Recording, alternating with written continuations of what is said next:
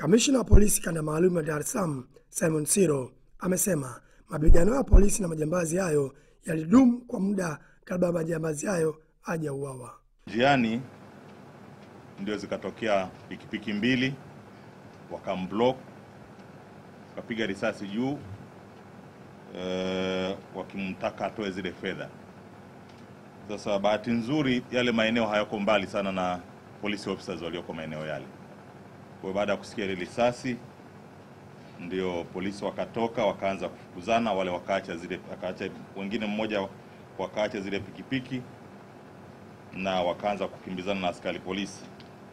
Aidha, Kamanda Siro amesema zaidi ya shilingi bilioni 1 zimekusanywa kutokana na makosa ya barabarani kwa kipindi cha kuanzia Februari mosi hadi sasa, huku akitangaza operation kali ya kuwasaka wahalifu wote katika maeneo ya Mbezi ya Kimara.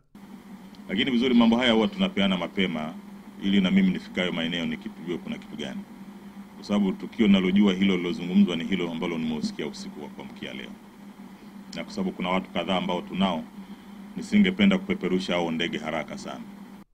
Katika hatua nyingine, baadhi ya wakazi wa jiji wameliomba jeshi la polisi kuongeza umakini hasa katika kulinda maeneo ya mabenki na yale yanayotoa huduma za kifedha kwa njia ya simu, kwani kwa sasa maeneo hayo yamekuwa yanaongoza kwa kuvamiwa. Jeshi la polisi wanatakiwa waimarishe sana ulinzi katika sehemu zote zinazohusiana na utoaji na uwekaji wa pesa.